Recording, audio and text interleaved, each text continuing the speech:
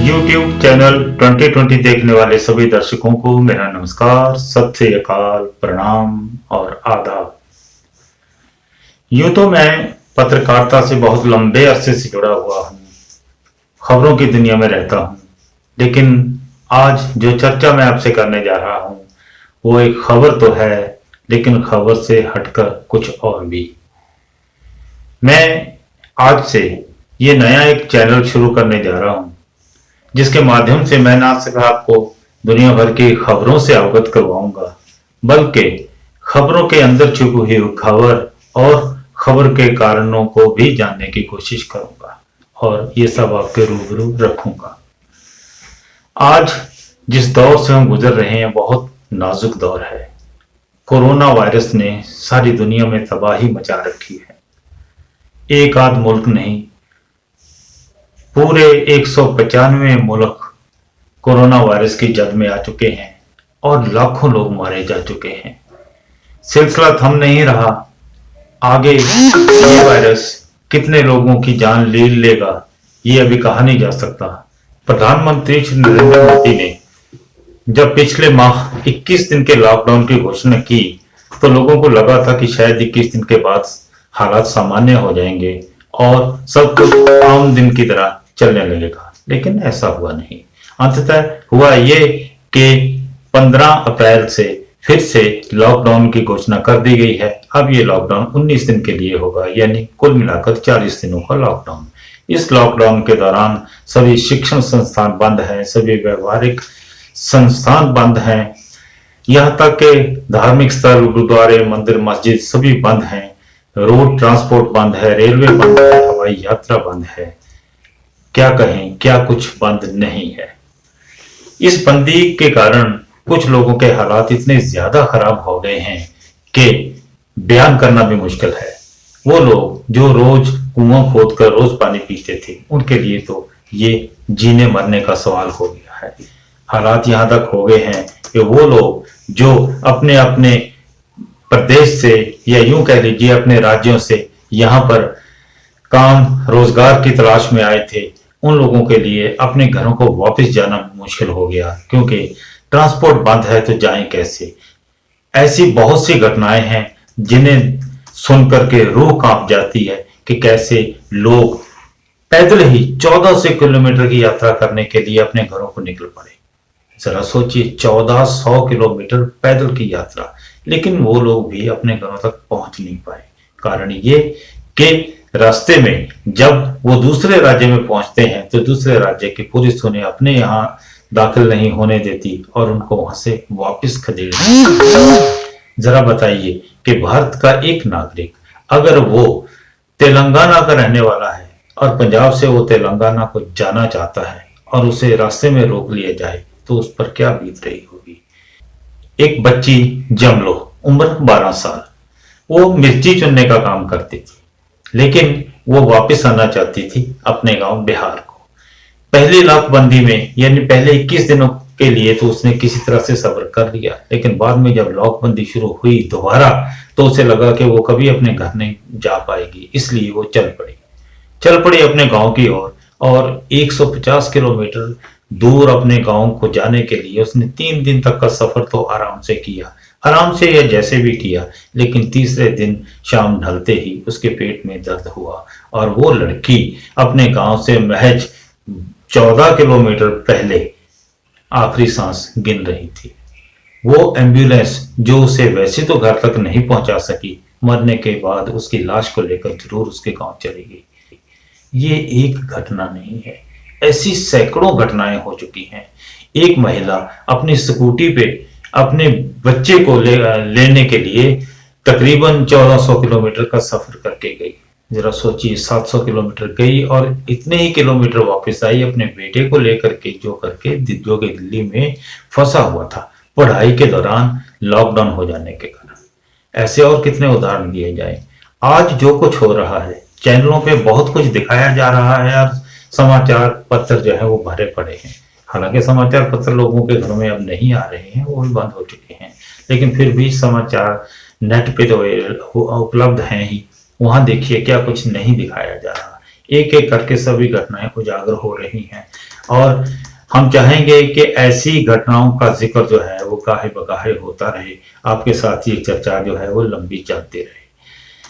प्रकृति का प्रकोप देखिए कि लोग घरों को तो जा नहीं पा रहे, लेकिन जो मर जा रहे हैं उनको शमशान नसीब नहीं हो रहा। अमृतसर के गांव वेरका का एक बुजुर्ग जो जीवन भर सत्संग करता रहा, लोगों को गुरबानी सुनाता रहा, कीर्तन करता रहा, उसकी बहुत आवभक्त होती थी, देशों में नहीं विदेशों में। लेकिन जिस दिन वो बेचारा कोरोना के प्रभाव तले मारा गया तो गांव वेरका के वासियों ने उसकी देह का संस्कार भी उस शमशान घाट में नहीं होने दिया जहां वो चाहता था। पहला कारण तो यह बताया गया कि जातिवाद वहां भी हावी था। कहा जा रहा था कि वो जिस जाति से संबंध रखता था ये शमशान घाट उस जाति वालों के लिए था ही नहीं। और दूसरी बात ये कि उसको कोरोना हुआ था। लोगों ने कहा कि अगर मारे गए इस व्यक्ति का संस्कार यहां कर दिया गया तो कोरोना गांव में फैल जाएगा। देखिए कैसी विडंबना है, एक व्यक्ति जो जीवन भर प्रभु के गुण गाता रहा, लोगों में सद्भाव और जो आपसी भाईचारे की लहर जो है वो पैदा करता रहा, वो आदमी स्वयं मरकर किसी का ना हो सका। अंततः उसका संस्कार वहां जाकर किया गया जहां उसका नसीब था। बहादुर शाह जफर की गजल के एक शेर की दो लाइनें हैं कि कितना है बदनसीब जफर, दफन के लिए 2 गज जमीन भी ना मिली कुए यार में। वो व्यक्ति अपने गांव में आखिरी समय अपनी देह के लिए जमीन भी ना प्राप्त कर सका। आज हालात ये हैं कि शमशान घाटों में जितने भी लॉकर्स हैं वो सब अस्थियों से भरे पड़े हैं, क्योंकि लोग अपनों के संस्कार करके अस्थियां वहीं छोड़े जा रहे हैं। जाए भी क्यों ना, जाने का आगे रास्ता ही नहीं है। हरिद्वार के लिए तो बस भी नहीं मिल रही। पंजाब में तो वो लोग जो कीर्तपुर साहब जाकर किसी की अंतिम क्रियाएं करके आ जाते हैं वो किसी तरह वहां पहुंच भी रहे हैं, लेकिन फिर भी अस्थियों की थैलियां वृक्षों से लटकी हुई आपको आम दिख सकती हैं। ये आज का दृश्य है, कितना अजीब लग रहा है। वरना कभी भी ऐसा नहीं होता। तो फूल चुनने के बाद कुछ देर के बाद लोग अस्थियों को लेकर ले जा करके उनका कहीं ना कहीं विसर्जन कर लेते थे, जो कि अब नहीं हो रहा है। सुना है कि आज तो कोरोना जो है राष्ट्रपति भवन में भी जा पहुंचा है। वहां के एक कर्मचारी को कोरोना पॉजिटिव पाए जाने के कारण वहां के 125 कर्मचारियों का आज टेस्ट किया गया है, कोरोना टेस्ट। मुसलमानों की एक संस्था है जिसे तबलीगी जमात कहते हैं। तबलीगी जो है वो ये एक शब्द है जिसे आप कह लीजिए कि लोक संपर्क विभाग या प्रचार विभाग कह लीजिए, जो धार्मिक प्रचार के लिए बनाया गया एक विभाग है। उस विभाग का जो मरकज जो है, जो केंद्र जो है, वो दिल्ली स्थित निजामुद्दीन औलिया की दरगाह जो है वहीं पे है। वहाँ जो मरकज है वहाँ पर इस साल के आरंभ में विदेशों से आए हुए 2500 से ज्यादा तबलीगी जमात के लोग जमा हुए थे। किसी तरह वो बाहर नहीं जा सके, या ऐसा भी कहा जा रहा है कि वो बाहर गए ही नहीं। और इस दौरान कोरोना जो है वो फैल गया, उसने अपना असली रूप दिखाना शुरू कर दिया और तबलीगी जमात के लोगों ने इस कोरोना को बढ़ावा देने में बहुत बड़ी भूमिका निभाई। इस भूमिका के कारण इन लोगों की निंदा की जा रही है।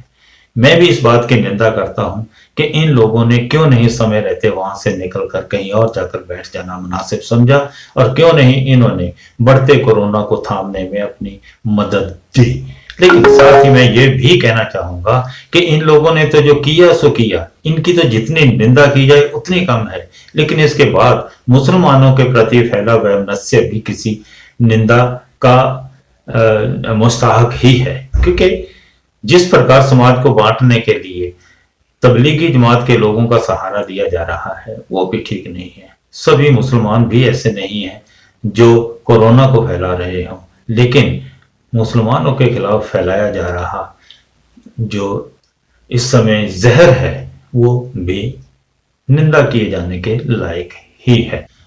आज हालात ये हैं कि हमारे यहाँ न सिर्फ दवाइयों, सैनिटाइजर्स और पीपीई किट्स की कमी है, बल्कि हमारे यहाँ ऐसे मेडिकल स्टाफ की कमी भी है जो दिन रात उन तीमारदारों की तीमारदारी में लगा रहे, उनके इलाज में लगा रहे, जो इस समय कोरोना वायरस से जूझ रहे हैं। बड़ी अजीब बात है कि वो मेडिकल स्टाफ या पैरामेडिकल स्टाफ या वो पुलिस विभाग जो लोगों को कॉर्डन ऑफ करने के लिए लगाई गई है, वहां उनके पास ऐसे औजार नहीं हैं, ऐसे संसाधन नहीं हैं, ऐसी विशेष किटें नहीं हैं जिन्हें पहनकर वो पहले अपने आप को बचा सके।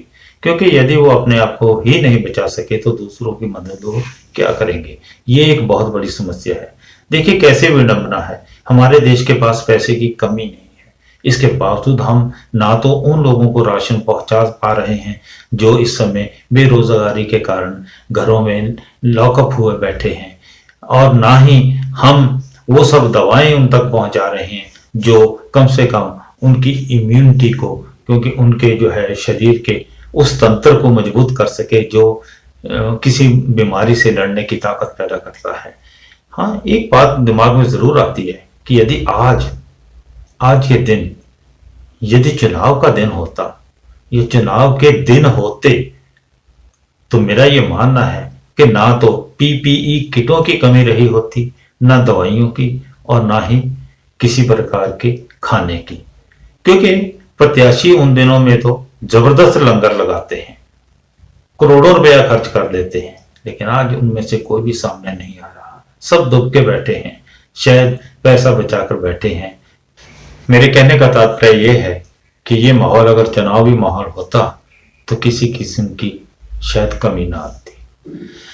और अंत में दर्शकों, मैं आपसे एक बात कहना चाहूंगा कि मैं इस चैनल के माध्यम से आपको वो सब बातें दिखाता रहूंगा, आपसे वो सब बातें करता रहूंगा जो आपके दिल को चैन दे सके, करार दे सकें, सुकून दे सकें। आपको दुनियादारी से भी थोड़ा बहुत वाकिफ करवाने की कोशिश करूंगा जितनी कि मुझे तमीज है। और मैं चाहूंगा कि इन सब बातों से हटकर भी आप वो सब देख सकें जो एक मनुष्य देखना चाहता है। आपको मेरी ये बातें कैसे लगी ये बताना ना भूलिएगा, और आप इस चैनल को लाइक भी करें, इस चैनल को सब्सक्राइब भी करें, और हाँ, घंटी बजाना मत भूलिएगा। इसके लिए मैं आपको एक शेर सुनाता हूँ, अच्छा लगे तो घंटी जरूर बजाना। मैं बज़्म इशरते अहबाब को बरहम नहीं करता, मैं बज़्म इशरते अहबाब को बरहम नहीं करता, कभी अश्कों से अपने उनका दामन नम नहीं करता। मैं बज़्म इशरते अहबाब को बरहम नहीं करता, कभी अश्कों से अपने उनका दामन नम नहीं करता। ये है उसूल मेरा कि अपने कदरदानों को शरीके ऐश करता हूं, शरीके गम नहीं करता। सत श्री अकाल।